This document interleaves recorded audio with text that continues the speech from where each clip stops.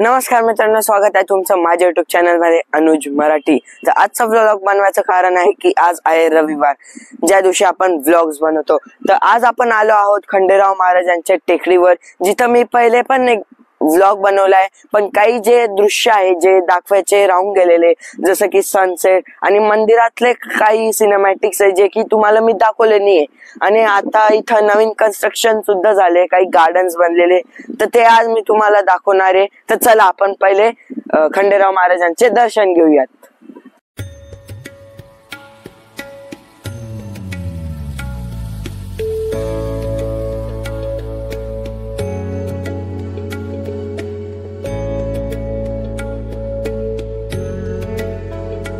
तर आता आपण थोडे पुढे आल्यानंतर आपल्याला इथं झेंडे दिसतो आणि इथं काही दिशा दर्शक पण लावलेले, जे की आता दिसत नाही नीट कारण की त्यांच्यावर गंज आलेला आहे। जसं की इथं सप्तशृंगी मातेचं गड आहे,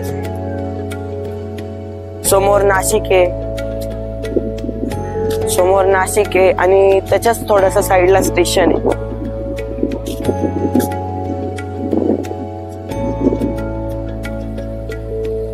आणि इकडच्या बाजूला देवलाली कॅम्प आहे।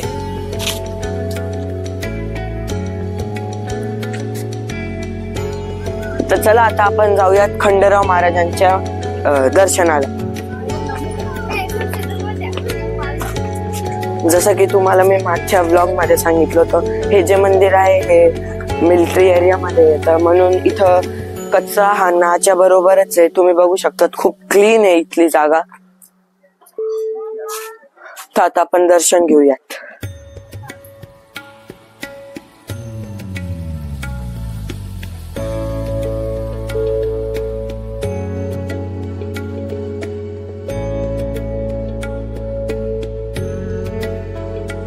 इथं खूप मोठा घंटा आता आपल्याला वाजवता येते का आपण बघू। वाजवता आली।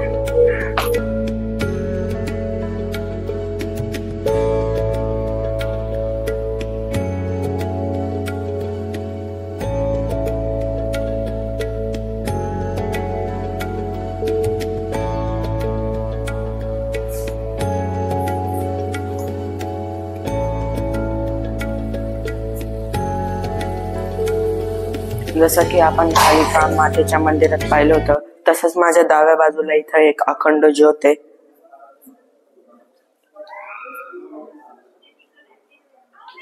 मित्रांनो, आता आपल्याला इथे एक दादा मिळाले, ते आपल्याला या मंदिराबद्दल माहिती सांगतील। नमस्कार दादा। नमस्कार, जय मल्हार। आपण आलो आहे खंडराव टेकडी। खंडराव टेकडी याचं दुसरं नाव विश्रामगड सुद्धा आहे। विश्रामगड हे नाव मुख्यतः शिवाजी महाराजांनी विश्रामगडावरून त्र्यंबकला जाताना या गडावर 8-10 दिवस आराम केला होता, त्यामुळे या गडाला विश्रामगड असं नाव पडले आहे। मागे जे मंदिर तुम्ही बघताय ते मंदिर 500 वर्षापूर्वीचं आहे। मंदिराचा कळस आणि मंदिराची बांधणी पूर्ण माती आणि चुन्याच्या घाण्यापासून बनवलेली आहे। बाजूची भिंत वगैरे सर्व हे बांधकाम जुन्या काळातलं आहे, 500 वर्षापूर्वीचं। तर तुम्ही बघू शकता जो हा भाग आहे हा चोर दरवाजाचा भाग आहे। इथे एक खिडकी आहे आणि तिथं विटा लावल्या, ती दुसरी खिडकी आहे। अशा मुख्यतः 4 खिडक्या आहेत, त्या झाकल्या गेलेल्या आहेत फक्त आता सध्या, आणि जी खाचे रक्षणासाठी ठेवले, नजर ठेवण्यासाठी।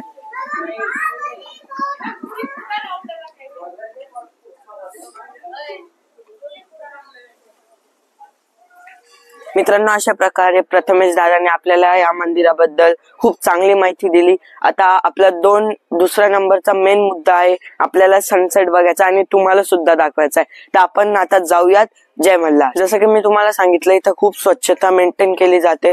तसेच इथं साईबाबांचं मंदिर आहे, त्याच्या आजूबाजूला बघा केवढी स्वच्छता आहे। तर आता आपण साईबाबांचे सुद्धा दर्शन घेऊयात, मग सनसेट कडे वळूयात।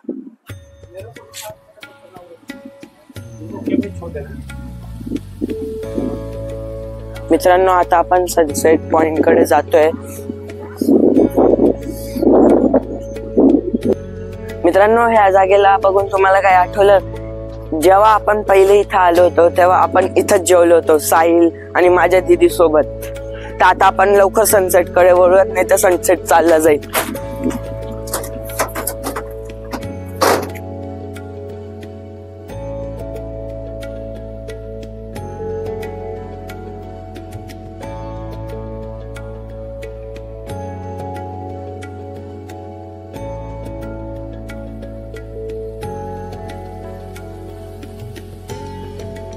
आपण इथं येण्याच्या अगोदरच इथं खूप गर्दी झालेली आहे, तरीही मी तुम्हाला चांगल्यात चांगला शॉट दाखवण्याचा प्रयत्न करतो.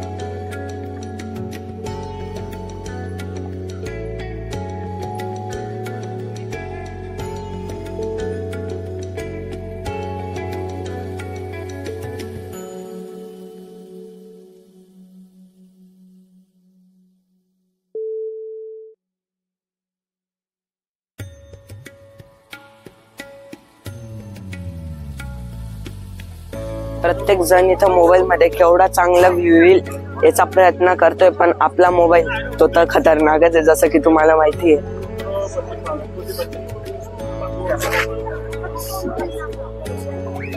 प्रत्येक जण मोबाईल मध्ये लागलेले किती चांगला फोटो येऊ शकतो आपल्याकडनं ट्राय करताय लोक.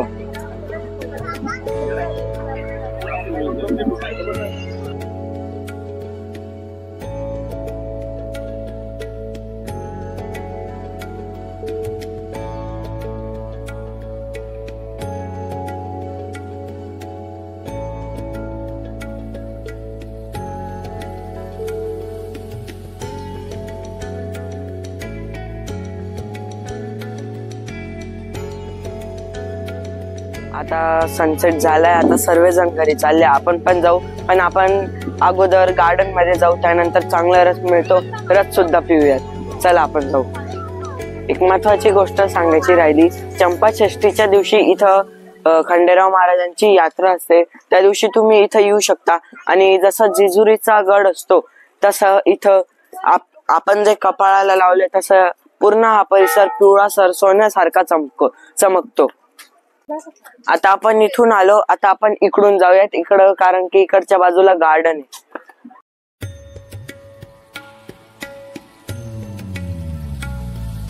प्लीज सब्सक्राइब करो, बहुत मेहनत करता है.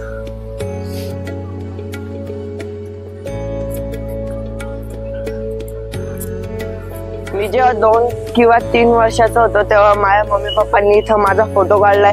तेव्हा माझी हाईट एवढीच होती. आता अनुज किती होऊन गेला असे माझे मम्मी पप्पा म्हणतात. असा फोटो काढलेला आहे मी. आता इथं वॉटरफॉल चालू झाला, आता आपण तिकडे सुद्धा जाऊयात.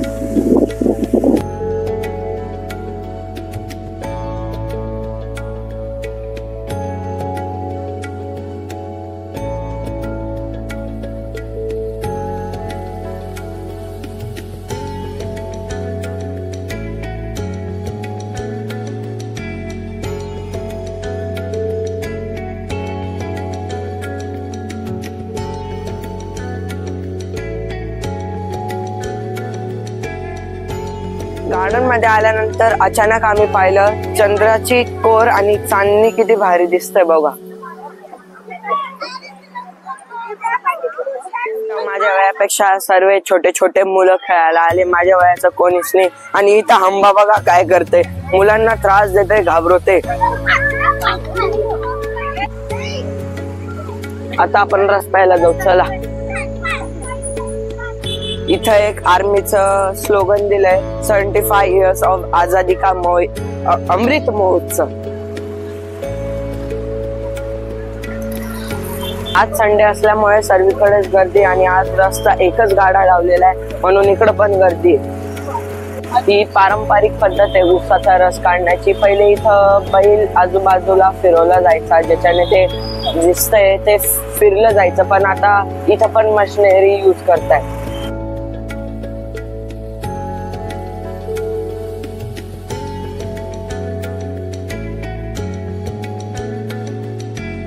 आता आमचे 3 ग्लास रसचे आलेले, तुम्ही कलर बघू शकता, एकदम फ्रेश आहे. आता पिऊन कळेल.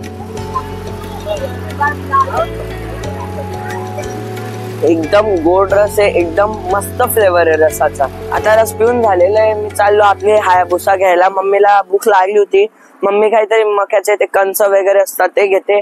मी हायाबुसा घेऊन आता त्यांच्याकडे चाललो.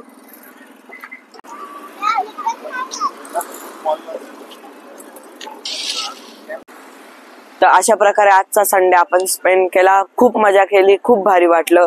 तर होप सो तुम्हाला आजचा व्लॉग आवडला असेल. जर आवडला तर लाईक करा, शेअर करा, सबस्क्राईब करा. भेटूयात नेक्स्ट व्लॉग मध्ये. Bye bye.